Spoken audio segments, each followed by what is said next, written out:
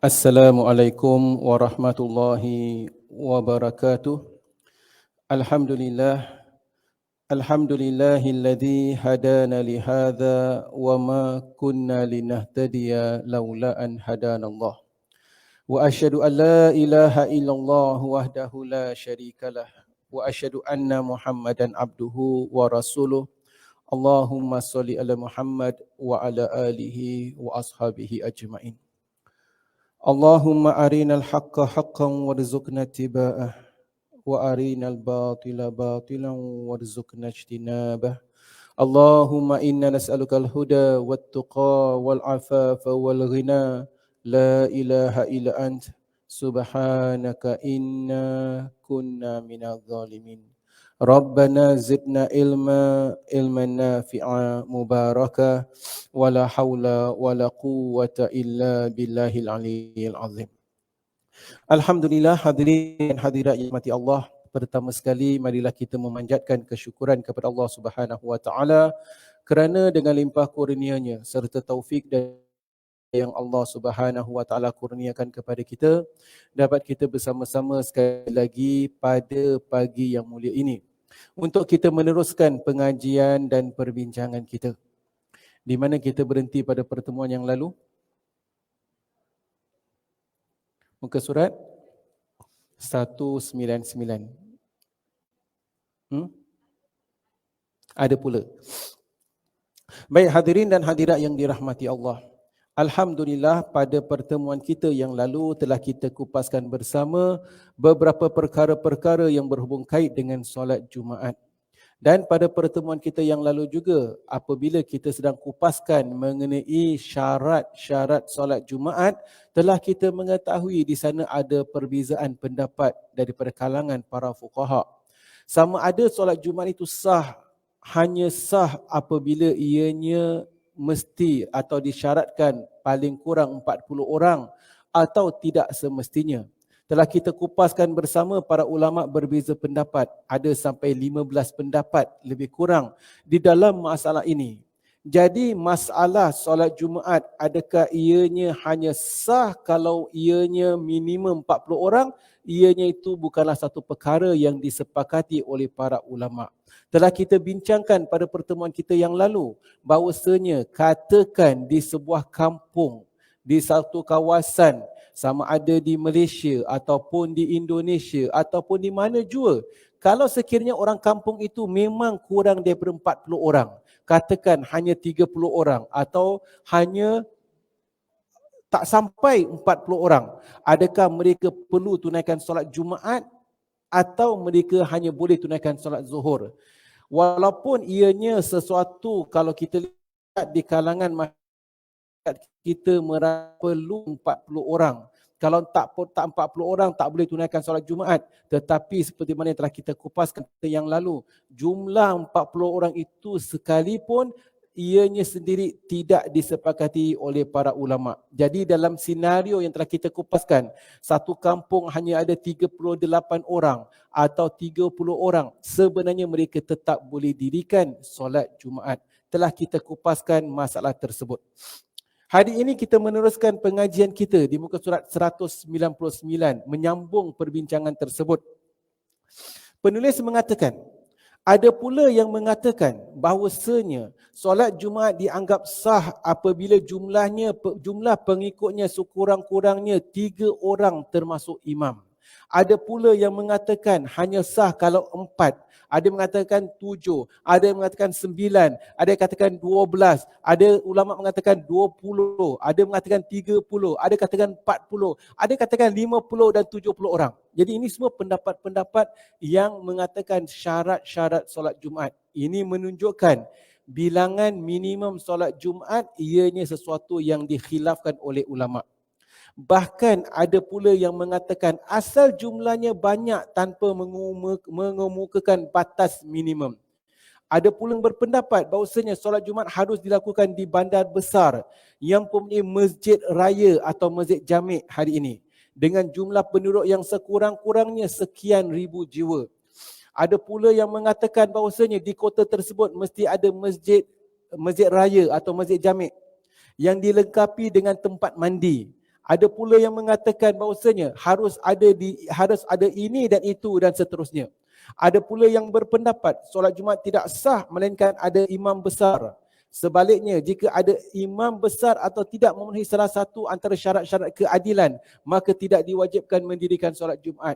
Di samping itu, banyak lagi pendapat-pendapat lain yang kesemua sama sekali kurang ilmiah dan tidak berlandaskan kepada kitabullah atau sunnah Nabi SAW. Jadi mengenai bilangan minimum solat Jumaat, kalau kita lihat memang ada pertikaian. Ada yang mengatakan yang penting semua penduduk berkumpul kat situ. Jadi berdasarkan itu, kalau semua penduduk dah berkumpul kat situ, kebetulan jumlah penduduk hanya 35 orang, tunaikan solat Jumaat sah 35 orang, dan kerana itulah jumlah penduduk di kawasan tersebut. Nak cari 40 orang tak akan dapat. Di sini para jemaah, apa yang telah kita kupaskan pada pertemuan kita yang lalu. Jadi alhamdulillah, katakan kita berada di kampung, atau katakan ada orang kampung bertanya, penduduk kampung kita semua kita kumpul pun tak akan cukup 40 orang. Jawapannya, tunaikan solat Jumaat. Bilangan 40 orang itu bukan sesuatu yang disepakati oleh para ulama. Full stop. Ya, alhamdulillah. Dengan demikian kita dapat berlapang dada. Jadi kalau ada orang berhujah mesti 40 orang. Kita kenapa kena ada 40 orang? Oh, ada ulama mengatakan perlu syarat 40 orang. Kalau awak kata perlu syarat 40 orang, sebenarnya ada juga ulama katakan perlu 50 orang. Awak kata 50 orang, ada ulama katakan 60 orang. Awak kata 60 orang, sebenarnya ada ulama katakan perlu ada imam besar. Solat Jumaat perlu dilakukan di masjid jami' dan sebagainya. Ini semua syarat-syarat yang ada disebutkan oleh sebagian para ulama. Alhamdulillah. Kita sambung perbincangan. Tidak sepatah kata pun terdapat sebenarnya. Tidak sepatah kata pun terdapat dalam kedua sumber. Tetapi kalau kita renung kembali kepada Al-Quran dan sunnah hadis-hadis yang sahih, penulis mengatakan tidak sepatah kata, tidak ada dalil yang terang dan jelas di dalam Al-Quran atau sunnah Nabi SAW daripada hadis yang sahih yang menyebutkan bahawasanya apa yang mereka katakan itu merupakan syarat sahnya solat Jumaat atau termasuk di antara fardu atau rukunnya. Yang kita katakan perlu ada masjid jami', ada tak disebutkan dalam Al-Quran atau hadis yang sahih? Kalau kita katakan mesti ada imam besar dan sebagainya, tak ada disebutkan perkara-perkara sedemikian. Jadi penulis menambah, alangkah hairannya apabila kita mahu mendengar pendapat-pendapat, rekaan-rekaan yang muncul daripada pandangan mereka yang tidak ubah bagai, penulis katakan, ibaratnya seperti cerita-cerita dongeng atau permainan anggar lidah yang biasa dituturkan orang di tempat-tempat perhimpunan atau di di warung-warung kopi. Penulis mengatakan, inilah perkara yang tidak mungkin dijumpai dalam syariat yang suci ini. Perkara ini pasti akan diketemui oleh setiap orang yang arif terhadap kitabullah dan sunnah Nabi SAW. Orang-orang yang benar-benar insaf dan berpendirian teguh dan tidak mahu terpengaruh dan menyeleweng daripada kebenaran hanya kerana dakwaan atau pendapat yang tidak menentu arah. Sesiapa pun yang melakukan kekeliruan maka akibatnya akan kembali menimpa dirinya sendiri, sehingga sebagian tempat tidak mahu tunaikan solat Jumaat semata-mata kurang daripada 40 orang atau sebagainya. Katakan mereka tidak mahu menunaikan solat Jumaat kerana mereka tak dapat pergi ke masjid jami' yang ada masjid kampung dan semua penduduk yang berada di situ tak mampu pergi ke sana. Katakan semua dah uzur, dah tua dah, maaf kata. Jadi orang tua kat situ nak pergi masjid jami' jauh. Yang ada masjid kat kampung itu. Maaf kata, katakan surau lah. Boleh tak kita tunaikan solat Jumaat di sini? Sebenarnya kalau dah betul-betul dalam keadaan sedemikian tak mampu pergi ke luar kota, itulah perkampungan mereka, mereka tunaikan solat, diperbolehkan. Ya. Telah kita sebutkan sebelum ini, solat Jumaat tidak semestinya didirikan di dalam masjid dan bahkan boleh didirikan di, katakan, di auditorium atau sebagainya kalau itu yang diperlukan atau kawasan tersebut memang tidak mempunyai masjid. Ketentuan hukum yang semestinya ditegakkan di kalangan umat manusia semestinya adalah kitabullah dan sunnah Nabi SAW. Sebagaimana difirmankan oleh Allah Subhanahu Wa Taala. Jadi maksud penulis katakan di sini adalah sebenarnya kalau kita lihat kepada pendapat-pendapat, memang ada banyak pendapat dalam masalah-masalah agama. Akan tetapi apabila masalah itu dikhilafkan atau ada pertikaian, apa yang harus kita lakukan? Kembali kepada Al-Quran dan Sunnah. Apa juga perkara, bukan hanya dalam masalah solat Jumaat, apa juga perkara ianya dipertikaikan oleh ulama, jawapannya, mari kita kembali kepada Al-Quran, kembali kepada Sunnah. Kita lihat apa yang disebutkan dalam Al-Quran, dalam Sunnah Nabi SAW. Apa juga perkara. Kalau hari ini orang katakan, sekarang ini dah semakin berleluasa masalah LGBT ni. Contoh, masalah golongan orang-orang yang bernafsu, berkeinginan dengan kaum sejenis. Kalau dulu suatu masa dahulu kita tahu ianya haram, tetapi sekarang ianya ibaratnya telah diperbolehkan. Jadi ada yang katakan dah halal, ada yang katakan begini dan begitu. Jadi bagaimana dalam hal sedemikian? Kembali kepada Al-Quran dan Sunnah Nabi SAW. Bagaimana Allah SWT telah melaknat orang-orang yang mendekati atau yang bersatu dengan kaum sejenis. Ini contoh, kaum Lut bagaimana telah dihancur musnahkan. Bagaimana Allah Ta'ala telah, Rasulullah SAW menyebutkan dalam hadis-hadis, golongan-golongan ini tersebut dilaknat oleh Allah Subhanahu wa Ta'ala. Atau kamal qaul Nabi SAW. Contoh, Habis Ustaz, sekarang negara kita telah menghalalkannya. Jadi perkara ini telah saya sebutkan berulang kerana pentingnya masalah tersebut. Masalah sesuatu perkara dibolehkan atau dihalalkan dalam sesebuah negara tidak menjadikan ianya halal dalam agama. Contoh, negara kita perjudian dikatakan halal ke tidak? Dalam negara kita berjudi, kalau kita berjudi tempat bersama syarikat yang tak ada lesen, tak halal, boleh kena tangkap. Tetapi kalau nak berjudi, pergi ke kasino yang ada lesen, atau pergi line up tempat 4D, Singapore Pools, dibolehkan, tak akan kena saman. Halal bagi pendapat dalam undang-undang negara.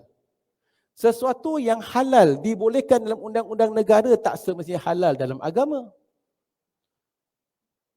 Arak dibolehkan. Sebagian restoran, tempat makan diberi lesen jual arak. Orang yang ada lesen jual arak dihalalkan bagi mereka. Negara menghalalkan. Negara menghalalkan tak semestinya agama, hukum agama halal. Negara hukum negara lain, hukum agama lain. Ini contoh. Jadi agama mengharamkan, tetap ianya haram walaupun dalam negara itu diperbolehkan. Contoh. Jadi kita kena lihat sesuatu apa juga perkara, kembali kepada Al-Quran dan hadis Nabi SAW. Apa orang nak kata, pendapat mereka, silakan. Ini contoh para jemaah yang dirahmati Allah. Kembali kepada perbincangan kita dalam masalah solat Jumaat, ini yang ditekankan oleh penulis dalam masalah bilangan jumlah jemaah mendirikan solat Jumaat. Penulis membawakan ayat Al-Quran dalam surah An-Nisa ayat 59.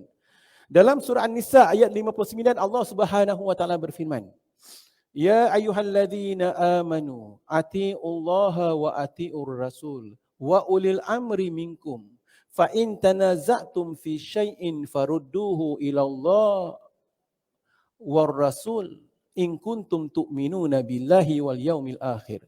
Dzalika khairul wa ahsanu ta'wila. Yang bermaksud, wahai orang-orang beriman, ya ayyuhalladzina amanu. Allah Taala menyeru orang-orang beriman. Orang tak beriman tak payah dengar. Apa dia Allah Taala nak serukan kepada orang beriman? Atiullaha wa atiur rasul wa ulil amri minkum. Taatlah kepada Allah dan taatlah kepada Rasul dan taatlah kepada ulil amri. Ulil amri adalah mereka-mereka yang berkuasa di kalangan kalian. Taat kepada Allah, taat pada Rasul, taat pada ketua-ketua. Stop. Kan tetapi kadang-kala ketua-ketua dalam sesuatu tempat, dalam sesuatu daerah, dalam sesuatu negara, dalam sesuatu kawasan mengeluarkan kata-kata yang bercanggah dengan hukum. Macam mana? Allah Ta'ala suruh taat. Taat pada Allah, taat pada Rasul, taat pada uli amri. Akan tetapi, lalu Allah Ta'ala terpaksa tekankan, fa'in tanaza'tum fi syai'in. Akan tetapi, kalau kalian itu bercelaru, bercanggah, bertikai dalam sesuatu perkara, farudduhu ilallahi wa rasul. maka kembalikanlah kepada Allah dan Rasul.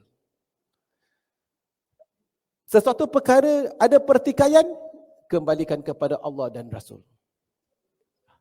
Namun yang akan kembalikan kepada Allah dan Rasul dalam perkara-perkara yang dipertikaikan itu hanya satu golongan. Siapa golongan tersebut? Allah Ta'ala sebutkan. In kuntum tu'minuna billahi wal yaumil akhir. Kalau kalian beriman kepada Allah dan hari akhirat. Kalau tak nak kembalikan kepada Allah dan Rasul, tak salah. Pasal mana tahu kalian tak beriman kepada Allah atau tak beriman pada hari akhirat, tak payah kembalikan kepada Allah dan Rasul. Jadi mereka-mereka dalam satu perkara yang Allah SWT sebutkan dalam Al-Quran, Rasulullah SAW sebutkan dalam hadis, kemudian dipertikaikan oleh golongan-golongan tertentu, kita masih lagi nak minta, nak ambil pendapat manusia, golongan-golongan tertentu yang terang-terang bercanggah dengan Al-Quran dan hadis. Berarti kalian sama ada tak beriman pada Allah atau tak beriman pada hari akhirat. Orang-orang yang beriman pada Allah dan hari akhirat, fa in tanaza'tum fi syai'in, apabila mereka bertikai dalam sesuatu perkara, farudduhu ilallahi war rasul. Mereka itu kembalikan kepada Allah dan Rasul. Kita beriman kepada Allah tak? Beriman tak lepas mati kita akan dibangkitkan, bakal dihisab? Kalau beriman kepada Allah, beriman kita lepas mati akan dibangkitkan dan bakal dihisab. Sesuatu perkara yang dipertikaikan, nak lihat apa hukum Al-Quran, apa Rasulullah sebutkan. Hukum Al-Quran override segala hukum manusia. Kita boleh lakukan, tak boleh lakukan, perkara kedua. Tapi hukum Al-Quran override.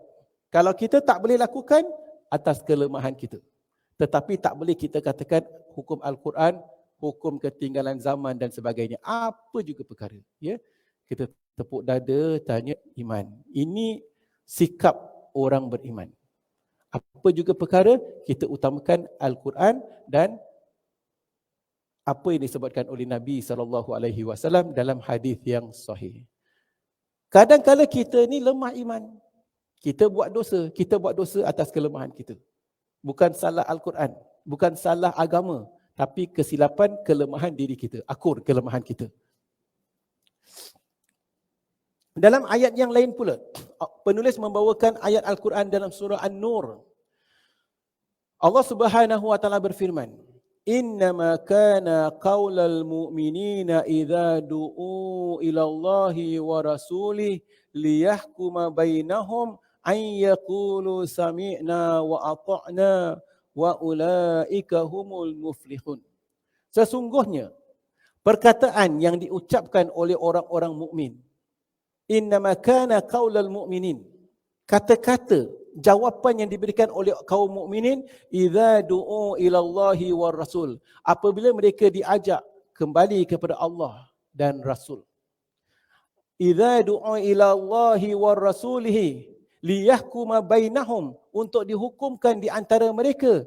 Apa kata mereka? An yaqula sami'na wa ata'na, kami dengar dan kami taat. Sifat orang beriman, sami'na wa ata'na, kami dengar dan kami taat. Wa ulaika humul muflihun, itulah mereka-mereka golongan orang-orang yang berjaya. Apa juga perkara, sikap orang-orang beriman apabila dibawakan ayat Al-Quran, apa dia kata? Sami'na wa ata'na. Boleh hafal tak ayat-ayat itu? Sami'na wa ata'na. Sami'na, kami dengar, wa ata'na, dan kami taat. Kalau kita baca ayat Al-Quran, Allah Ta'ala sebutkan sesuatu perkara, sami'na wa ata'na, kami dengar dan kami taat. Contoh. Ini sikap orang-orang beriman. Dibawakan ayat Al-Quran, apabila dibawakan sesuatu hukum Al-Quran dan hadis yang sahih, yang tidak dipertikaikan oleh ulama, segala pendapat manusia boleh ditolak. Segala pendapat manusia boleh kita terima dan boleh kita tolak kecuali apa yang disebutkan oleh Nabi SAW. Pendapat manusia yang lain, siapa sekalipun, manusia hebat bagaimana sekalipun, kata-kata mereka boleh diterima, boleh kita tolak. Tak ada seseorang yang 100% betul kata-kata dia. Tak ada.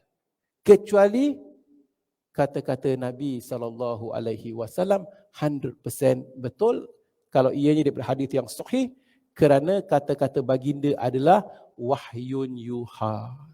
Wahyu yang telah diwahyukan. Habis Ustaz, kadang-kala kita nak buat begini, tapi Ustaz itu kata begini, Ustaz ini kata begitu, Ustaz ini kata, imam ini kata gitu. Pening kepala Ustaz. Pening kepala kadang-kala. Kaedahnya, fa'in tanaza'tum fi syai'in. Apabila mereka itu mempertikaikan sesuatu perkara, farudduhu ilallahi war rasul. Kembalikan kepada Allah dan Rasul. Apa yang Al-Quran sebutkan, apa yang Sunnah sebutkan. Kadang-kala kita ni, bukan bab solat Jumaat lah. Kadang-kala kita ni, kadang-kala lah ya, kita apabila tengok debate kat YouTube, atau tengok bagaimana kadang-kala di sebahagian negara umat Islam berbincang dengan orang-orang yang tak beriman bersama golongan orang-orang yang diberi kitab. Dalam hati kita orang Islam ni, kenapalah orang-orang ni tak dapat lihat kebenaran Al-Quran? Kenapa mereka masih lagi nak mempercayai kitab mereka sedangkan kitab mereka telah diubah suai? Seringkali kita katakanlah, kenapalah mereka-mereka ini tidak boleh beriman sedangkan Al-Quran agama yang betul? Kenapa mereka menyembah berhala dan sebagainya? Ini kadang-kala sebagian orang Islam bertanya, hairan. Kita lihat apabila sebahagian orang tak beriman, tak menyembah Allah, kita rasa hairan. Namun kita kembali kepada diri kita. Dalam masyarakat kita, kadang-kala dibawakan Al-Quran, dibawakan sunnah, dikatakan ini ajaran sunnah. Dalil Al-Quran ada, dalil sunnah ada. Tetapi kita masih lagi nak pakai pendapat-pendapat, sebahagian pendapat yang ada yang bercanggah dengan Al-Quran dan sunnah. Jadi jangan salahkan orang-orang tak beriman kepada Al-Quran, kerana kita pun kadang-kadang sama juga. Dibawakan Al-Quran dan sunnah kat depan mata, tetapi kadang-kadang kita katakan, yalah ni pendapat orang-orang muda baru belajar, baru balik universiti. Kadang-kadang kita rasakan demikian, kita tak boleh terima Al-Quran dan hadis Nabi SAW yang sahih yang dibentangkan kepada kita. Ini contoh para jemaah yang dirahmati Allah. Sebab itu hari ini masih lagi, maaf kata, ada orang yang pergi ke keramat dan pergi ke perkuburan minta daripada orang yang dah mati. Apabila dikatakan jangan berbuat demikian, kadang-kadang mereka dengan hujah-hujah kita pun Al-Quran dan hadis yang melarang kita abaikan. Ini contoh saja. Tidak disebutkan mana-mana golongan. Kadang-kadang kita percaya pada perkara-perkara khurafat. Jadi masalah-masalah begitu. Jadi sifat orang-orang beriman apabila dibawakan Al-Quran dan hadis, sami'na wa ata'na. Pada masa yang sama, kita tidak menghina, kita jangan memperolok-olokkan golongan orang-orang yang tak mau beriman. La ikraha fiddin. Tiada paksaan dalam agama. Allah Subhanahu Wa Taala berfirman pula dalam ayat yang lain. Al-Imam Said Sabiq rahimahumullah kemudian membawakan ayat yang lain pula daripada surah An-Nisa. Fala wa rabbika la yu'minuna hatta yuhakkimuka fima syajara bainahum thumma la yajidu fi anfusihim haraja mimma qadaita wa yusallimu taslima. Maka demi Tuhanmu, mereka tidak disifatkan beriman sehingga mereka menjadikan engkau hakim, menjadikan Nabi Muhammad SAW sebagai hakim dalam mana-mana perselisihan yang timbul di antara mereka. Kemudian mereka pula tidak merasa di hati mereka sesuatu keberatan dari apa yang telah engkau hukumkan. Dan mereka menerima keputusan itu dengan sepenuhnya. Ini penulis membawakan beberapa ayat-ayat Quran nak tunjukkan sikap orang beriman. Sikap orang beriman, apa yang dibawakan oleh Allah dan Rasul, kita terima. Ini ujiannya. Ujian bagi sebahagian golongan. Penting. Kerana apa? Kita tidak mahu diri kita inilah terpengaruh dengan sebahagian pemikiran doktrin yang kadang-kala tidak sesuai dengan agama. Contoh, kadang-kala sikap sebahagian orang beriman apabila contoh kita katakan tentang hukum faraid. Walidzakari mithlu hadzal unthain. Dan bagi lelaki dua bahagian dibandingkan dengan satu bahagian orang perempuan. Tepuk dada tanya iman. Adil tak hukum tersebut? Adil tak hukum tersebut? Lelaki dapat dua bahagian, perempuan dapat satu bahagian. Persoalan yang kita harus tanya, hukum ni datang daripada mana? Hukum ni hukum Al-Quran. Kalau ianya hukum Al-Quran, sikap orang beriman, itu hukum yang adil. Tak boleh ada dalam diri kita, mana adil Ustaz? Tak boleh. Ini hukum Al-Quran. Allah Maha Adil. Tak boleh kita pertikaikan Al-Quran. Kalau ada di antara kita mempertikaikan Al-Quran, katakan Al-Quran tak adil, berarti Allah tidak adil. Berarti kita ni dah memang jadi mangsa orang-orang yang nak memerangi pemikiran umat Islam tanpa kita sedari. Ini hukum Al-Quran, lelaki dua bahagian, perempuan satu bahagian. Lelaki dua bahagian kerana mereka bertanggungjawab. Mereka perlu bertanggungjawab. Dalam sebahagian kes-kes tertentu, kalau lelaki itu tak bertanggungjawab, ini exceptional case. Hak dia yang dua bahagian itu dipegang. Awak tak bertanggungjawab. Jadi memandangkan perkara ini, jadi memandangkan awak tidak bertanggungjawab terhadap adik-adik atau sebagainya, maka yang hak yang ni, kita kena lihat bagaimana kes-kes, exceptional case. Hukum umum sedemikian. Jadi kita kena lihat perkara-perkara yang boleh kita renungkan. Itu baru hukum faraid dan banyak hukum-hukum yang lain. Kadang-kala kita lihat, kita dikatakan lelaki dan wanita perlu diri sama tinggi. Mana boleh lelaki saja, perempuan tak ada? Betul kan? Tak boleh adil. Islam kan adil. Permasalahannya keadilan dipandang di kaca mata kita tu, kadang-kala kita lihat adil. Adil tu macam mana yang masukkan adil? Kita sangka adil tu kalau lelaki boleh panjat gunung, perempuan nak panjat gunung. Kalau lelaki kerja pilot, perempuan pun kerja pilot. Kalau lelaki boleh jadi engineer, perempuan pun nak jadi engineer. Itu adil. Adakah itu adil? Tidak. Allah Subhanahu Wa Taala ciptakan lelaki dan wanita ada peranan yang berbeza-beza. Allah Ta'ala beri kemuliaan untuk wanita dapat hamil. Demi keadilan, lelaki pun nak kena hamil ke? Tidak. Ini khusus hanya untuk wanita kerana Allah Ta'ala meningkatkan darjat wanita. Wanita yang melahirkan anak. Lelaki macam mana nak adil sekalipun tak boleh melahirkan anak. Ini Allah Ta'ala pilih wanita untuk melaksanakan tugas yang mulia tersebut. Kemudian Allah Ta'ala menyuruh semua anak-anak berbuat baik kepada ibu 3 kali sebelum buat baik kepada ayah. Ini keadilan yang Allah Ta'ala berikan. Jangan kita keadilan apa sekalipun kita nak gunakan kaca mata kita. Ataupun kaca mata pertubuhan-pertubuhan tertentu yang merosakkan pemikiran umat Islam.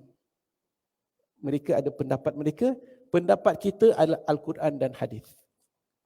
Contoh. Jadi kadang-kala seolah-olah ini macam feminis. Feminis ke apa? Dia bukan feminis, ini Islamis. Islam memang membezakan. Lelaki mempunyai peranan yang berbeza, perempuan mempunyai peranan yang berbeza.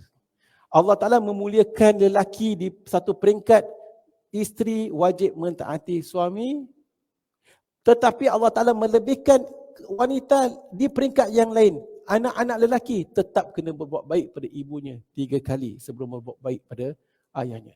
Semua ada bahagian masing-masing.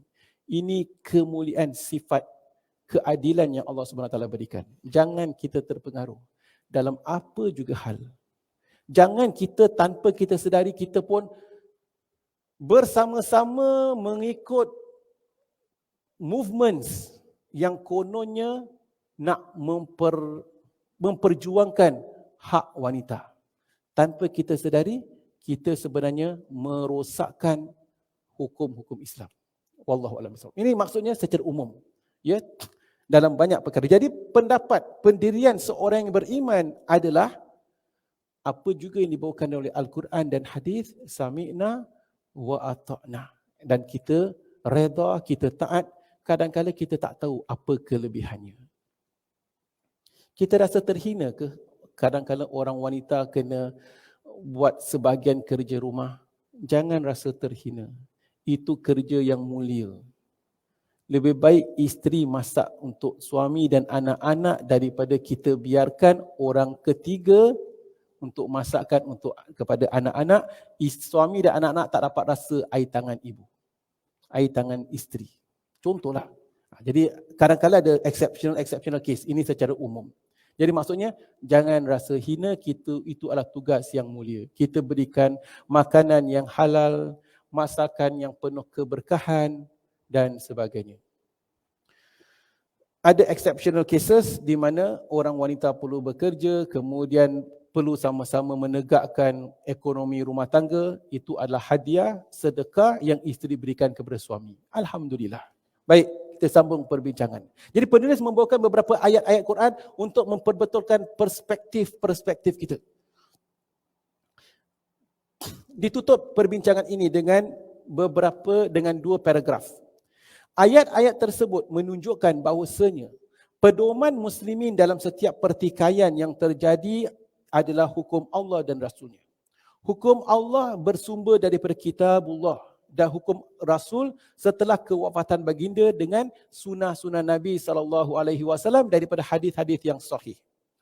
Allah tidak mengizinkan sesiapa pun, walau sehebat mana sekalipun pengetahuannya dan akal pemikirannya, mengemukakan sesuatu dalam masalah agama yang tidak bersumber dalam Al-Quran atau hadis.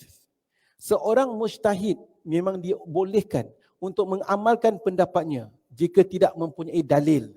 Tetapi ini bukan berarti bahawasanya orang lain harus mengikutinya. Siapa saja membawakan pendapat yang bercanggah dengan Al-Quran, tolak. Tapi dia Tok Kiai, kalau dia hukum bercanggah dengan Al-Quran, tolak. Al-Quran dan hadis dengan pendapat dibawakan oleh Tok Kiai, Tok Imam, Ustaz, Imam besar. Ini semua manusia kadang-kadang buat silap. Datang Tok Syekh besar ke negara kita, kita lihat ada sebagian orang melutut sampai ada yang cium kaki dia. Sujud kat kaki dia, hasbunallahu wa ni'mal wakil. Tak boleh. Manusia tidak boleh sujud kepada manusia yang lain. Berlaku. Kita sangkakan tak terfikir, tetapi berlaku di negara kita. Datang daripada jauh, kemudian pergi keramat Habib Noor. Mereka tawaf dikelilingi perkuburan. Hasbunallahu wa ni'mal wakil. Berlaku. Search YouTube. Ada. Ini contoh. Tok Kiai mana sekalipun, betapa hebat orangnya sekalipun, kalau bercanggah dengan Al-Quran, kita tolak. Penulis mengatakan, saya amat hairan melihat penyelewengan yang terjadi di kalangan sebahagian penulis yang di dalam bukunya menyuruh masyarakat untuk mempercayai dan mengamalkan ijtihad-ijtihadnya. Padahal tindakan sedemikian akan membawa mereka masuk ke dalam jurang kesesatan. Masalah ini tidak hanya terhad pada satu pendapat mazhab atau sebagainya, tidak terhad kepada satu daerah atau pada zaman tertentu, tidak terhad kepada sesuatu perkampungan, sesuatu negara atau sebagainya, tetapi sudah menjadi tradisi yang merata luas di kalangan masyarakat awam, di mana generasi kebelakangan, orang-orang yang belakang suka mengikut, bertaklid buta, mengikut pendapat orang-orang yang dahulu, seolah-olah mereka mengambil semua pendapat itu daripada Al-Quran walaupun ianya bercanggah. Padahal hasil pemikiran mereka tidak lebih daripada sebuah pemikiran dan ijtihad belaka. Sebagaimana telah kita ketahui sebelum ini, bahawasanya dalam masalah solat Jumaat terdapat banyak ketentuan-ketentuan yang ditetapkan mengenai solat Jumaat tanpa adanya keterangan sama ada daripada Al-Quran atau hadis dan sebagainya. Wallahu a'lam bishawab. Demikianlah para jemaah yang dirahmati Allah, perbincangan kita tentang masalah jumlah bilangan jemaah yang boleh mendirikan solat Jumaat. Kemudian penulis menutup perbincangan kita itu dengan membawa perkara-perkara umum mengenai bagaimana sikap kita. Jadi kita belajar di sini bukan setakat belajar bab solat Jumaat. Kadang-kadang kita tengok, Ustaz, solat Jumaat kita orang perempuan, Ustaz, tak wajib solat Jumaat. Tak perlu, tak tunaikan pun. Tetapi ada perbincangan-perbincangan sampingan. Perbincangan-perbincangan sampingan kadang-kadang bukan belajar bab fiqh saja. Tanpa kita sedari, sebahagian perkara itu macam masalah fiqh, tetapi dia membentuk keimanan, membentuk akidah, membentuk akhlak, tasawuf kita. Membentuk keimanan kerana ianya kadang-kadang tanpa kita sedari, kadang-kadang kita mempersoalkan, question Al-Quran. Kita kadang-kadang mempersoalkan keadilan Islam. Itu keimanan. Kalau kita, seperti mana yang saya sebutkan tadi, mempertikaikan keadilan Al-Quran, berarti kita mempertikaikan keadilan Allah. Kalau kita mempertikaikan keadilan Allah, tidakkah kita beriman Allah Maha Adil, Maha Pengasih lagi Maha Penyayang? Ini semua masalah kadang-kadang akidah yang tidak kita sedari dan tidak kita perasan. Wallahu a'lam bishawab. Hadirin dan hadirat yang dirahmati Allah, kemudian kita pindah kepada bab seterusnya, bab khutbah Jumaat. Sebelum ini kita sedang bincangkan mengenai solat Jumaat. Kita bincangkan siapa yang diwajibkan solat Jumaat, siapa yang tak diwajibkan solat Jumaat, orang yang musafir tak diwajibkan solat Jumaat, orang yang sakit tak diwajibkan solat Jumaat, ketika berada banjir tidak diwajibkan solat Jumaat dan sebagainya telah kita bincangkan. Telah kita bincangkan juga syarat-syarat solat Jumaat, tentang jumlah bilangan jemaah dan sebagainya telah kita kupaskan. Baik, sekarang kembali kepada solat Jumaat itu. Solat Jumaat selalunya ataupun apabila kita mendirikan solat Jumaat, di sana ada syarat-syarat, ada rukun-rukunnya. Apabila telah masuk waktu zuhur, imam akan naik atas mimbar, akan menyampaikan khutbah Jumaat. Seperti mana yang saya sebutkan, solat Jumaat tidak diwajibkan ke atas orang kaum muslimat. Tak diwajibkan. Dan saya pun telah sebutkan, kaum muslimat sebaiknya jangan hadiri solat Jumaat. Kerana apa? Kalau masjid tu dah penuh sangat dengan kaum muslimin, kaum muslimin saja, kaum lelaki saja tak cukup, kita sibuk-sibuk nak tunaikan solat Jumaat, lagi sempit.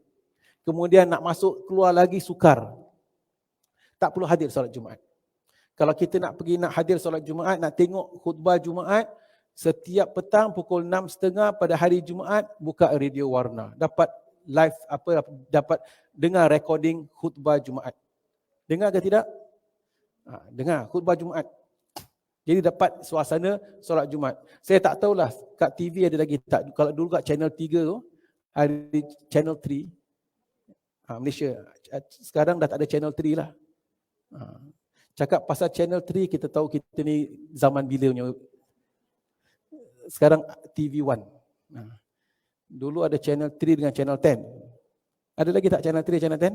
TV1, TV2. Hanya mereka zaman 70-an, 80-an yang tahulah ya, channel 3 dengan channel 10. Baik. Channel 3 dulu ada khutbah Jumaat. Saya tak tahu sekarang masih ada ke tidak. Apabila saya dah katakan, kaum muslimat tak perlu tunaikan solat Jumaat lah.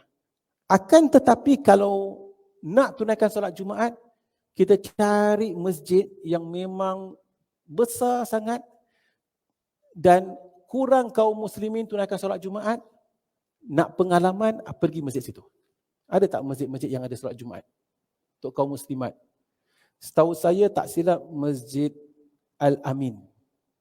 Masjid Al-Amin di Teluk Belanga besar. Bahagian 1, tingkat 2 memang dah besar.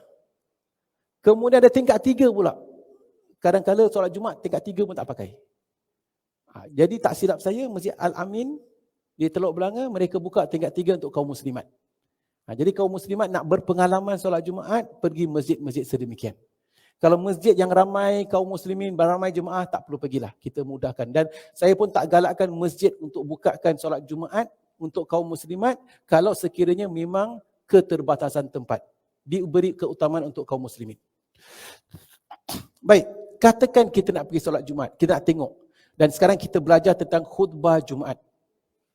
Perkara ini lebih baik sebenarnya kalau diberikan kepada kaum muslimin yang hadiri solat Jumaat. Akan tetapi kuliah kita kuliah duha, orang lelaki banyak bertugas, tak apa, kita belajar juga. Moga-moga mereka yang bertugas dapat dengar sebelah malam di Facebook Masjid Qasim mungkin, insya-Allah. Baik, pertama sekali, khutbah Jumaat yang selalu kita dengar radio tu, pukul 6.30, 6.40, didengarkan khutbah, ini cerita dia. Hukumnya, pertama sekali mengenai hukumnya, penulis mengatakan, majoriti ulama, jumhur ulama berpendapat bahawasanya khutbah Jumaat adalah wajib. Khutbah Jumaat wajib, mesti dilaksanakan. Tetapi bukan rukun. Apa beza wajib dengan rukun? Kalau rukun, kita tak buat, tak sah. Rukun solat sebagai contoh. Rukun solat, baca suratul Fatihah. Rukuk, i'tidal. 13 perkara rukun. Kita tinggalkan dengan sengaja, tak sah solat kita. Rukun wuduk, 6 perkara. Niat, basuh muka, basuh tangan sampai siku. Niat, basuh muka, basuh tangan sampai siku. Sapu kepala, basuh kaki, tertib. Rukun. Tinggalkan, tak sah. Solat Jumaat, khutbah Jumaat, dia bukan rukun. Dia wajib. Wajib perlu dilaksanakan. Tetapi bukan rukun. Kalau rukun berarti orang yang lambat tak hadiri khutbah Jumaat tak sah. Tetapi memandangkan dia bukan rukun, kalau kita tertinggal khutbah Jumaat, solat kita tetap sah. Kalau ketika khutbah Jumaat, para jemaah tertidur, tak dengar khutbah Jumaat, solat Jumaat mereka tetap sah. Cuma kena buat penilaian kenapa jemaah suka tidur ketika khutbah Jumaat. Kaum muslimat tak faham, kaum muslimin saja lelaki ni, kenapa ketika khutbah Jumaat saja tidur? Apa silap dia? Itu kena buat satu analisa. Baik, kembali kepada masalah khutbah Jumaat. Ianya adalah wajib. Jumhur ulama mengatakan wajib. Mereka berpegang kepada hadis-hadis sahih yang menyatakan bahawasanya setiap kali Nabi SAW mengerjakan solat Jumaat selalu disertai dengan khutbah. Nabi SAW dirikan solat Jumaat akan ada khutbah. Mereka juga mengemukakan alasan dengan sabda Nabi SAW, "Sallu kama ra'aitumuni usolli." Solatlah kalian seperti mana kalian lihat aku solat. Dan Nabi tunaikan solat Jumaat mesti ada khutbah. Jadi solat Jumaat dimulai dengan khutbah dahulu, baru solat Jumaat. Berbeza dengan solat hari raya. Jadi kalau solat hari raya, kita pernah datang hadiri solat hari raya, tunaikan solat hari raya, kita solat dahulu baru khutbah. Solat Jumaat terbalik. Masuk waktu, dengar khutbah dahulu, baru solat. Dan Allah Subhanahu wa taala juga berfirman dalam surah Al-Jumu'ah ayat ke-9, "Ya ayyuhalladzina amanu idza nudiya lis-salati min yaumil jum'ah fas'au ila dzikrillahi wa dzarul bai'. Dzalikum khairul lakum in kuntum ta'lamun." Wahai orang-orang yang beriman, apabila diserukan idza nudiya lis-salati min yaumil jum'ah, apabila diserukan untuk tunaikan solat, untuk mengingati Allah pada hari Jumaat, fas'au ila dzikrillahi, maka bersegeralah kalian untuk mengingati Allah, yakni untuk tunaikan solat Jumaat. Wa dzarul bai', dan disebutkan dan tinggalkan jual beli. Masalah tinggalkan jual beli ni satu perkara yang penting. Nanti kita akan belajar, kita akan kupaskan. Allah Ta'ala katakan apabila dilaungkan seruan pada hari Jumaat, fas'au ila dzikrillah, maka bersegeralah kalian mengingati Allah. wa darul bai', dan tinggalkan jual beli. Ulama bincangkan apa hukum orang apabila telah dilakukan azan hari Jumaat, khatib di atas mimbar, mereka masih lagi berjual beli di pasar. Jual beli mereka tu hukumnya apa? Haram ke berdosa? Sah ke tidak akad? Ini kita akan kupaskan nanti. Bukan hanya jual beli di pasar, kadang-kadang di sebahagian masjid, khutbah Jumaat sedang disampaikan, mereka masih berjual beli di luar. Apa hukum berjual beli ketika khatib berada di atas mimbar? Akan kita kupaskan. Kerana ayat Quran Allah Ta'ala katakan, وَذَرُوا الْبَيْءِ, tinggalkan jual beli. Kita kupaskan nanti insyaAllah. Baik, pertama sekali kalau kita lihat, kita sedang bincangkan tentang khutbah dahulu. Ayat ini memerintahkan supaya pergi untuk zikrillah, mengingati Allah, yakni zikir. Hingga dengan demikian hukum berzikir adalah wajib. Sekiranya pergi itu tidak wajib, maka tentunya zikir juga tidak wajib. Maksud zikir di sini adalah sebagaimana ulama menafsirkan adalah khutbah sebab di dalamnya terdapat zikrullah, mengingati Allah. Jadi ayat Al-Quran, ya ayyuhalladzina amanu idza nudiya lis-salati min yaumil jum'ah fas'au ila zikrillah. Maka bersegeralah kalian mengingati Allah. Ada sebagian ulama katakan mengingati Allah ini adalah dengar khutbah. Alasan-alasan yang dikemukakan oleh jumhur ulama tersebut dicanggah oleh Imam Syaukani. Dia menjawab dalil pertama bahawasanya semata-mata Nabi SAW mengerjakan khutbah belum tentu ianya wajib. Imam Syaukani menjawab dalil kedua dengan menegaskan bahawasanya Nabi SAW menyuruh umatnya supaya mengerjakan solat sebagaimana yang dilakukannya. Adapun yang disuruh untuk mencontohi hanyalah dalam masalah solat Nabi SAW, bukan khutbahnya. Sebab sebagaimana dia maklum, khutbah tidak termasuk solat. Imam Syaukani menjawab dalil ketiga dengan mengatakan bahawasanya zikir yang diperintahkan oleh Allah agar diikuti oleh kaum muslimin adalah tidak lain daripada solat. Atau boleh jadi bahawa yang dimaksudkan dengan zikir itu adalah solat dan khutbah. Padahal solat telah disepakati oleh para ulama bahawasanya hukumnya adalah wajib. Sedangkan hukum wajib berkhutbah masih dipertikaikan. Dengan demikian, ayat tersebut tidak mungkin menjadi dalil atas hukum wajib khutbah. Selanjutnya Imam Syaukani menegaskan pendapat yang benar adalah apa yang dikemukakan oleh Imam Hasan Al-Basri, Daud Az-Zahiri dan Juwaini. Bahawasanya hukum khutbah adalah sunat. Jadi maksudnya di sini, walaupun ramai ulama mengatakan khutbah itu wajib, ada juga yang mengatakan dia tu sebenarnya tak wajib. Maksud tak wajib, katakan. Pertemuan yang lalu kita katakan, Ustaz, kita cuma ada 30 orang nak tunaikan solat. Kawasan kampung lah. Semua tak tahu nak sampaikan khutbah. Boleh tak kita tunaikan solat Jumaat tanpa khutbah? Ini perbincangannya. Sebaiknya lantik satu orang sampaikan khutbah yang ringkas. Tapi katakan dia tak tahu sekalipun. Jadi ada ulama mengatakan khutbah itu wajib, tetapi ada yang mengatakan khutbah itu sunat. Ada pendapat demikian. Cuma yang penting dia itu bukan syarat sah solat Jumaat. Kalau khutbah tak sempurna, solat Jumaat tetap sah. Ya, wallahu alam bisawab. Kita kupaskan. Baik.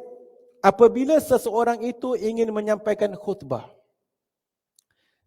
bagi kaum muslimat mungkin tak tahu bagaimana tata cara solat Jumaat.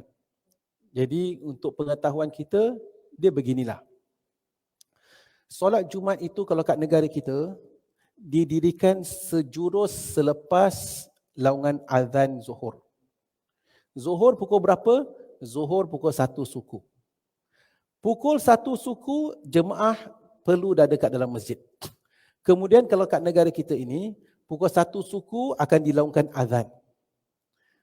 Selepas dilaungkan azan, sebagian jemaah akan tunaikan solat 2 rakaat. Silakan. Ada yang solat, ada yang tak solat, silakan. Selepas itu, selepas azan, ada masa, ada jemaah tunaikan solat sunat. Kemudian, Bilal akan berikan indication kepada imam, awak dah boleh keluar. Maka imam akan keluar naik atas mimbar. Bilal beri indication macam mana? Saya nak tanya jemaah. Katakan kita nak bincangkan ya. Bilal kat luar. Ya. Tadi muazzin laungkan azan ketika dia berada dalam bilik imam. Lepas tu dia keluar, dia solat sunat ke, dia kat luar, imam masih tunggu dalam bilik. Imam tak keluar. Lepas jemaah semua dah siap, imam akan keluar. Agak-agak macam mana Bilal nak beritahu imam, awak dah boleh keluar. Macam nak beritahu? Ya? Macam mana nak beritahu? Ya, message. Imam dah boleh keluar. Jadi suatu masa dahulu, memandangkan nak indicate kepada imam, awak dah boleh keluar. Jadi apabila Bilal yang kat luar tu tengok semua dah siap, Bilal pun kasih indication dengan baca ayat Quran lah. Bilal akan bangun, contohnya, Innallaha wa malaikatahu yusalluna 'alan nabi ya ayyuhalladzina amanu sallu 'alaihi wa sallimu taslima. Bilal akan baca ayat itu, imam kat dalam bilik dah dengar, imam pun keluar naik atas mimbar. Jadi ayat yang seringkali dibaca oleh Bilal itu tujuannya untuk memberitahu imam, awak dah boleh keluar. Sama ada dia nak baca ayat itu, ada sebahagian masjid, dia letak switch kat tepi tempat depan situ, dia buka on lampu, imam kat depan, kat dalam bilik, lampu dah on, dah tahulah, okey dah boleh siap untuk keluar. Apa juga cara sekalipun, itu cara untuk Bilal inform imam yang kat dalam bilik, awak boleh keluar. Jadi imam keluar, imam naik atas mimbar, imam pun beri salam. Assalamualaikum warahmatullahi. Lalu imam duduk. Imam duduk, muazzin akan laungkan azan. Ini azan solat azan Jumaat. Yang tadi azan untuk menandakan telah masuk waktu zuhur. Ini baru azan Jumaat. Jemaah by then dah kena ada kat dalam masjid. Kalau katakan suami kita ke anak lelaki kita, azan pukul 1 suku, mak tak apa mak. 1:20 masih ada kat rumah, saya nak keluarlah sekarang ni. Berarti something is not right. Kerana 1 suku azan, before 1 suku awak kena ada kat dalam masjid. Kita dah belajar dah. Orang yang datang pergi masjid pada saat pertama seolah-olah menyembelih unta, saat kedua seolah-olah menyembelih lembu, saat ketiga seolah-olah menyembelih kambing bertanduk, saat yang keempat seolah-olah menyembelih ayam, saat kelima seolah-olah telur. Itu kalau dia saat terakhir sebelum khatib naik atas mimbar. Kalau khatib di atas mimbar, telur pun tak ada. Jadi kalau suami kita ke anak lelaki kita, 1 suku azan, awak keluar 1:08, 1:10, macam mana awak nak sampai sana? Tak betul. Jadi kalau 1 suku azan, 12:30 awak dah kena keluar. Bergantung berapa mana jarak rumah. Baik, jadi imam dari atas mimbar, imam beri salam, lalu Bilal ataupun muazzin laungkan azan. Ini perbincangan kita. Memberi salam ketika berada di atas mimbar. Jadi imam dah berada atas mimbar. Imam disunatkan memberi salam apabila telah naik atas mimbar. Mengumandangkan azan apabila telah duduk di atasnya.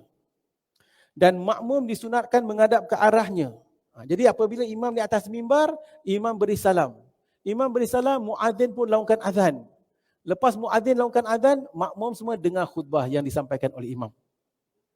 Dari Jabir radhiyallahu anhu bahwasanya anna Nabiy sallallahu alaihi wasallam kana idza sa'idal minbar sallam. Apabila Nabi sallallahu alaihi wasallam naik ke atas mimbar, baginda terlebih dahulu memberi salam. Jadi yang saya sebutkanlah apa yang kita lakukan. Hadis ini disebutkan oleh Al-Athram dalam sunannya dari Asy-Sya'bi, dari Nabi SAW secara mursal, dan hadis-hadis mursal Atha dan ulama lainnya disebutkan bahawasanya annahu salla alaihi wasallim taskana idza sa'idal mimbar aqbala biwajhi 'alan nas thumma qala assalamu alaikum. Nabi apabila naik atas mimbar pandang ke arah jemaah, lalu Nabi mengatakan assalamu alaikum. hari ini kita lakukan sunnah Nabi SAW. Jadi imam ni atas mimbar, lakukan demikian. Kaum muslimat tak dapat lihat bagaimana keadaannya, itu yang berlaku setiap minggu. Dan kita mengikuti sunnah Nabi SAW. Asy-Sya'bi berkata, Abu Bakar dan Umar kerap melakukan demikian. Dari Sa'id bin Yazid radhiyallahu anhu katanya, pada mulanya azan Jumaat pertama di masa Rasulullah sallallahu alaihi wasallam, Abu Bakar dan Umar apabila imam telah duduk di atas mimbar. Kemudian di masa pemerintahan Uthman dan kaum muslimin semakin bertambah ramai. Baginda menambah seruan azan yang ketiga, iaitu di atas sebuah tempat yang tinggi, sedangkan muadzin Nabi SAW hanya melantik seorang muadzin saja. Dalam hadis yang lain disebutkan, tatkala zaman Uthman dilantik sebagai khalifah dan kaum muslimin semakin ramai, beliau memerintahkan pada hari Jumaat mengumandangkan azan sebanyak 3 kali, yang dilakukan di sebuah tempat yang tinggi sehingga perkara itu menjadi satu ketetapan. Apa maksud di sini? Sepatutnya hari Jumaat, azan tu bila khatib ni atas mimbar, Assalamualaikum, terus muadzin lakukan azan. Ini azan pertama hari Jumaat. Hari Jumaat sepatutnya tak perlu azan untuk menandakan masuk waktu zuhur. Tak perlu. Masuk waktu zuhur tak perlu azan. Khatib ni atas mimbar, beri salam, baru azan. Itu sepatutnya. Di zaman Nabi SAW, di zaman Sayyidina Abu Bakar, di zaman Sayyidina Umar. Cuma di zaman Sayyidina Uthman, manusia semakin ramai, jemaah semakin ramai. Apabila jemaah semakin ramai, kalau dah masuk waktu zuhur, imam ni atas mimbar, baru lakukan azan, ada yang lambat datang. Jadi di zaman Sayyidina Uthman, beliau berijtihad. Kalau begitu halnya, kita nak panggil jemaah lebih awal datang.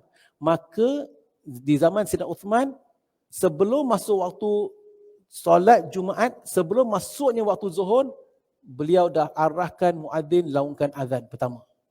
Nak ingatkan hari ini hari Jumaat, datang ke masjid. Jadi azan pertama tu untuk menandakan sama ada telah masuk waktu zuhur, atau azan pertama tu dilakukan lebih awal untuk panggil jemaah datang awal. Sebab itu di Masjid Nabawi, azan pertama tu dilaungkan lebih kurang setengah jam sebelum masuk waktu zuhur pada hari Jumaat. Jadi itu tujuannya. Jadi jemaah datang ke masjid, maka alhamdulillah datang lebih awal. Baik. Menurut riwayat Imam Ahmad dan Imam Nasa'i, Bilal mengumandangkan azan sebaik saja Nabi SAW duduk di atas mimbar, dan dia mengumandangkan qamat apabila turun daripada mimbar. Jadi di zaman Nabi SAW, Bilal hanya lakukan azan apabila Nabi telah naik atas mimbar, beri salam. Dari Adi bin Thabit katanya, apabila Nabi SAW telah berdiri di atas mimbar, para sahabat pun menghadap wajah mereka kepada baginda. Jadi disunatkan para makmum apabila imam sampaikan khutbah, pandang ke arah wajah Nabi. Ada sebagian ulama katakan tak disunatkan pandang bawah. Kadang-kadang kita dengar khutbah pandang bawah, khusyuklah. Tapi sunnahnya bukan pandang bawah, tapi pandang ke arah wajah Nabi SAW. Pandang ke arah khatib yang menyampaikan khutbah. Jadi kalau pandang bawah tu khusyuk, dan itulah antara penyebab tiba-tiba melayanglah dia. Hadis ini walaupun dipertikaikan, tetapi telah berkata Imam Tirmizi, para sahabat Nabi SAW dan selain mereka, hadis ini tetap diamalkan. Mereka menganggap sunat menghadap ke arah wajah imam ketika sedang menyampaikan khutbah. Wallahu a'lam bishawab. Kita henti di sini. Minggu hadapan kita akan kupaskan isi khutbah pula. Apa sepatutnya yang diisikan, apa Nabi SAW sering kali mengisikan di dalam khutbah baginda SAW. Dan minggu hadapan kita akan kupaskan mengenai amalan Bilal tadi yang membaca innallaha wa malaikatahu yusalluna 'alan nabi, seterusnya sampai akhir ayat, sampai akhir ayat tadi. Apa hukum Bilal membaca bacaan tersebut pada hari ini, insya-Allah. Baiklah para jemaah, sampai di sini saja pertemuan kita untuk hari ini. Segala yang benar itu daripada Allah Subhanahu wa taala. Segala silap dan salah atas kelemahan saya sendiri. Wallahu a'lam bishawab. Puan Hawa berkata masih ada khutbah Jumaat di TV One. Ustaz, mak saya bilang ada sebab mak tengok setiap minggu. Alhamdulillah. Jadi khutbah Jumaat masih ada ya di TV Malaysia. Sekarang cuma TV Malaysia dah disekat. Sebahagian besar masyarakat sekitar tidak akan dapat melihat TV One lagi. Cuma dapat tengok kat Singapura, Suria, CNA, Vasantham. Dengan you, ya. Channel 8. Kalau nak tengok TV yang lain, kena beli device. Wallahu a'lam bishawab. Baiklah para jemaah, sampai di sini saja pertemuan kita. Wallahu a'lam bishawab. Aqulu qawli hadha wa astaghfirullahal azim li wa lakum wa lisairil muslimin wal muslimat wal mu'minin wal mu'minat. Subhanakallahumma wa bihamdika asyhadu an la ilaha illa anta nastaghfiruka wa natubu ilaik. Wassalamualaikum warahmatullahi wabarakatuh.